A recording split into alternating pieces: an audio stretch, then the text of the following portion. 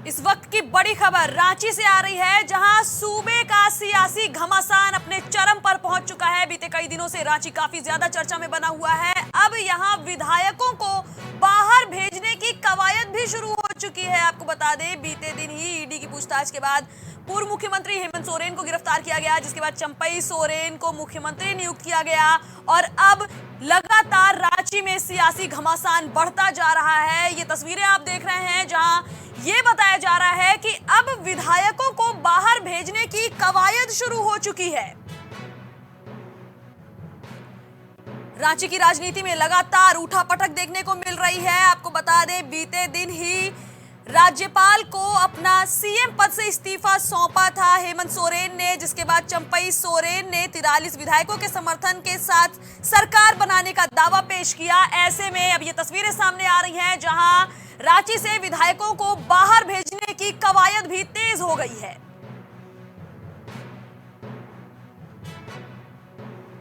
लगातार बढ़ती हुई सियासी गहमागहमी के बीच अब सूबे की सियासत में एक बार फिर से पॉलिटिक्स की उठापटक देखने को मिल रही है, जहां विधायकों के बाहर जाने की ये तस्वीरें सामने आ रही हैं। जेएमएम पार्टी से एक बार फिर से समर्थन पत्र 43 विधायकों के समर्थन पत्र को सौंपकर सरकार बनाने का दावा किया गया था। चंपई सोरेन ने यह दावा किया था। खबर से जुड़ी ज्यादा जानकारी लेकर हमारे सलाहकार संपादक संजय राजन जी हमारे साथ जुड़ रहे हैं। संजय जी, जिस तरह से रांची की राजनीति में उठापटक देखने को मिल रही है और अब ये तस्वीरें सामने आ रही हैं जहां विधायकों को बाहर भेजा जा रहा है, क्या मानकर चला जाए कि अब रांची में क्या देखने को मिल सकता है?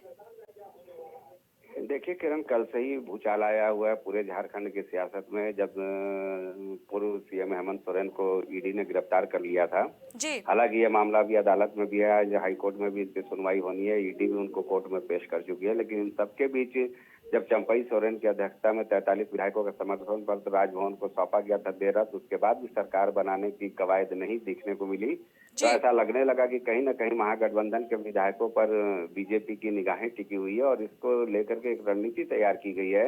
यहाँ से विशेष विमान से तेलंगाना में सारे विधायकों को हैदराबाद शिफ्ट किया जा रहा है। जाहिर सी बात है, 4 विधायकों को लेकर के चूंकि उनके मोबाइल फोन स्विच ऑफ हैं, तो ये आशंका जाहिर की जा रही थी कि कहीं ना कहीं पार्टी में टूट करने की, महागठबंधन के विधायकों को तोड़ करके बीजेपी झारखंड में सरकार बनाने की कवायद में जुटी हुई है। बीजेपी के जो प्रभारी हैं झारखंड के डॉक्टर लक्ष्मीकांत वाजपेयी, वो कल देर रात वहां पहुंच चुके हैं। तो इसके बाद कहीं ना कहीं आशंका के बादल मंडरा रहे थे और इसके मद्देनजर ही सारे विधायकों को हैदराबाद शिफ्ट किया जा रहा है। हैदराबाद से विशेष 2 चार्टर प्लेन आए हैं, वो लेकर के उनको तेलंगाना जाएंगे और जब यहाँ पर राजभवन से कोई संकेत मिलता है कि फिर से चंपई सोरेन या जो भी झारखंड मुक्ति मोर्चा और महागठबंधन की ओर से जिनको सीएम पद की दावेदारी सौंपने की बात कही जा रही है, अगर उनको बुलावा आता है तो ये विधायक वहां से वापस लाए जाएंगे। यानी कुल मिलाकर के एक सियासी ड्रामा और सियासत जो है अपने चरम पर देखने को मिल रही है। जी, ये जानकारी हमारे दर्शकों तक पहुंचाने के लिए आपका धन्यवाद संजय जी।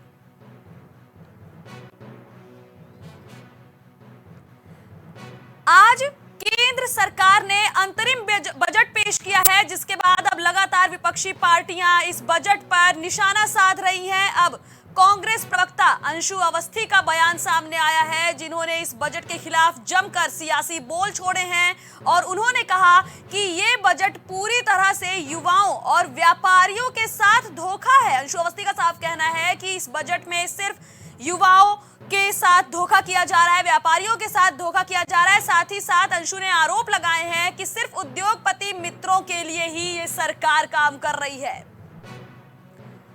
अंतरिम बजट पेश होने के बाद अब विपक्ष के बयान आने भी शुरू हो चुके हैं। बहुत ही निराशापूर्ण बजट फिर से भाजपा सरकार ने पेश किया और बड़ी बड़ी उम्मीदें थी। पिछले 10 साल से इस देश के युवाओं को, किसानों को धोखा दिया जा रहा है। देश का जो आम आदमी है, मध्यम वर्गीय, छोटे व्यापारी, उनको भी इस बजट में फिर से वही धोखा मिला जो पिछले 9 साल से मिल रहा था। और निर्मला सीतारमण जी हमेशा जब महंगाई आती है, किसी तो कहेंगे मैं तो प्याज खाती नहीं, मैं बस से चलती नहीं, लेकिन देश के आम आदमी के बारे में तो सोचना चाहिए। वोट आपने लिया इस देश के युवाओं से और काम हो रहा है अपने उद्योगपति मित्र के लिए सार्वजनिक उपक्रम निजीकरण करके। आज ऐसी नीतियां बनाई जा रही हैं जिसकी वजह से देश के एक उद्योगपति की आय रोजाना 1600 करोड़ रुपए रोज है और देश का जो आम किसान है, जिसको दुगनी आय का वादा था, उनकी आमदनी घटकर 27 रुपए रह गई। इस बजट में महिला सुरक्षा को लेकर भी उम्मीदें थी, उस पर भी सिर्फ और सिर्फ निराशा मिली है। और सबसे बड़ा धोखा देश के एमएसएमई को हुआ, जिसको लेकर प्रधानमंत्री जी हुंकार भरते हैं कि हमने नौकरियां रोजगार देने का काम किया है। आप सिर्फ रोजगार गिनने का काम कर रहे हैं, देने का काम तो कांग्रेस सरकार ने किया था, उसको आप बर्बाद करने पर तुले हुए। देश का ये जो बजट है, इससे पूरे देश को ये बात अब समझ में आ गई है कि भारतीय जनता पार्टी ना तो उनकी नीयत है इस देश के किसानों, युवाओं और आम आदमी के लिए काम करने की, ना ही इच्छा शक्ति बची है। सरकार थक चुकी है। प्रधानमंत्री जी के वही पुराने भाषण चल रहे हैं, बार बार वही रिपीट कैसेट लगाया जाता है। जनता 2024 में इनकी विदाई करने जा रही है।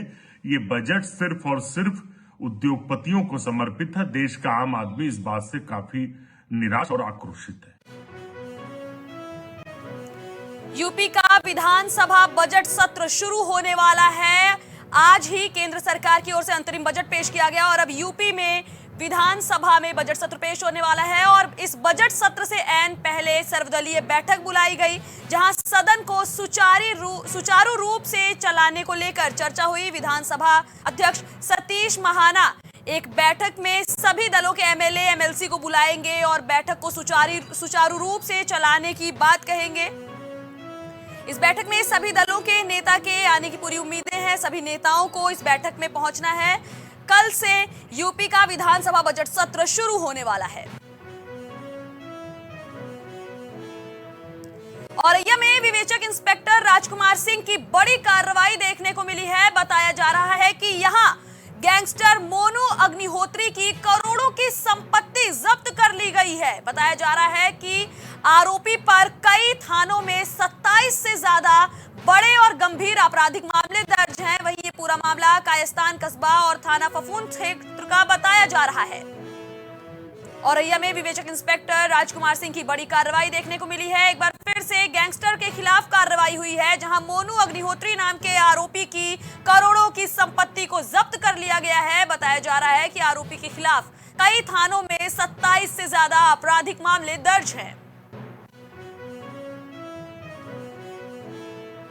बांदा में सरकार के सख्त आदेशों के बावजूद लापरवाही होने का मामला सामने आया है। बताया जा रहा है कि यहां पर गरीबों को सरकारी एम्बुलेंस तक का लाभ नहीं मिल पा रहा है। ये खबर बांदा से आ रही है, जहां आरोप लग रहा है कि रानी दुर्गावती मेडिकल कॉलेज में मरीज के साथ लापरवाही हुई है। नरैनी कालिंजर मार्ग से स्ट्रेचर से मरीज लाया जा रहा था। यहां पर एम्बुलेंस की सुविधा भी पूरी तरह से ध्वस्त होती नजर आ रही है। बांदा से ये खबर है, जहां एम्बुलेंस ना मिलने पर एक मरीज को काफी ज्यादा परेशानी उठानी पड़ी। मरीज का कहना है कि उन्हें सरकारी एम्बुलेंस का लाभ नहीं मिल पा रहा है, जिसकी वजह से उन्हें स्ट्रेचर पर ही अस्पताल तक पहुंचना पड़ा। ये पूरा मामला रानी दुर्गावती मेडिकल कॉलेज का बताया जा रहा है।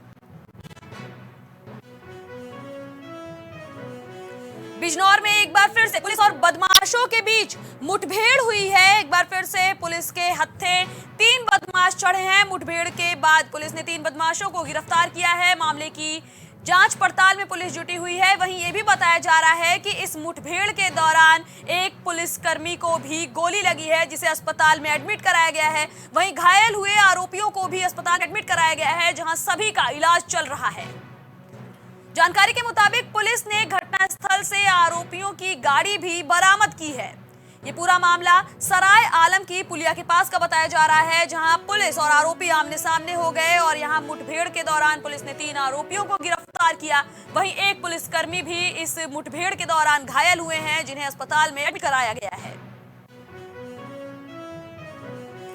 कन्नौज से एक बार फिर मारपीट का वीडियो वायरल हो रहा है। इस वीडियो में साफ तौर पर देखा जा सकता है कि किस तरह से छात्र आपस में भिड़ रहे हैं। बताया जा रहा है कि मामूली विवाद के चलते छात्रों का 2 गुट आपस में भिड़ गया और इस मारपीट में कई छात्र घायल भी हुए हैं, जिन्हें निजी अस्पतालों में एडमिट कराया गया है। वहीं वायरल वीडियो सामने आने के बाद पुलिस ने भी मामले में जांच पड़ताल शुरू कर दी है।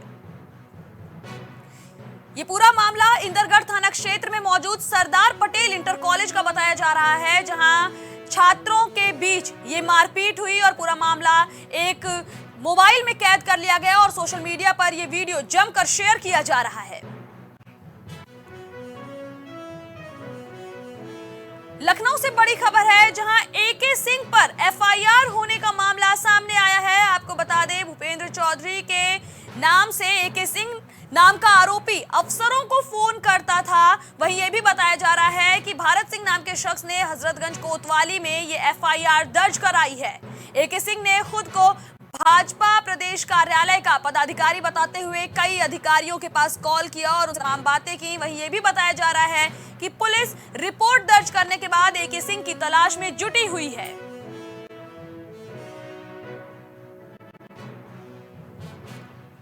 खुद को भाजपा का अधिकारी बताने वाले एके सिंह नाम के आरोपी के खिलाफ एफआईआर दर्ज हुई है। बताया जा रहा है कि आरोपी भूपेंद्र चौधरी के नाम पर अधिकारियों को कॉल करता था। वहीं इस मामले की जानकारी मिलते ही भारत सिंह ने हजरतगंज कोतवाली में एके सिंह के खिलाफ मामला दर्ज कराया है। लगातार आरोपी कई अधिकारियों के पास कॉल करके अपना काम बनवाने की कोशिश करता रहता था।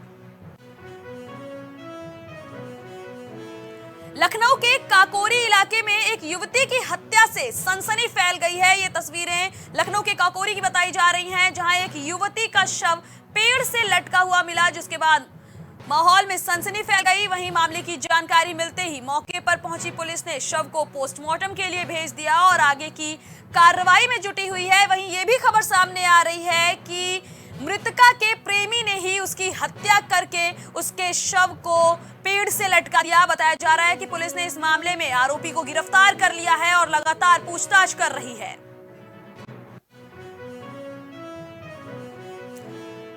16 शहरों में रिवर फ्रंट बनाने की तैयारियों में प्रदेश सरकार जुट गई है। बताया जा रहा है कि 2218 करोड़ की लागत से करीब 16 शहरों में अब रिवर फ्रंट बनाया जाएगा। साथ ही कई शहरों में बड़े पार्क और वाटर बॉडीज के साथ ही झीलों का निर्माण भी किया जाएगा। बताया जा रहा है कि 16 शहरों के विकास प्राधिकरण को नोटिस भी भेज दिया गया है। बताया जा रहा है कि इन 16 शहरों में कानपुर, गाजियाबाद, वाराणसी, प्रयागराज का नाम शामिल है। वहीं आगरा, मेरठ, गोरखपुर, बरेली, मुरादाबाद को इस विकास कार्य में प्राथमिकता दी जाएगी। इसके अलावा अलीगढ़, झांसी, फिरोजाबाद और सहारनपुर में भी ये विकास का काम देखने को मिलेगा, जहां रिवर फ्रंट और बड़े पार्क के साथ ही वाटर बॉडीज बनाने के लिए, झील बनाने के लिए बड़ा काम होने जा रहा है, जिसकी लागत करीब 2218 करोड़ रुपए होगी।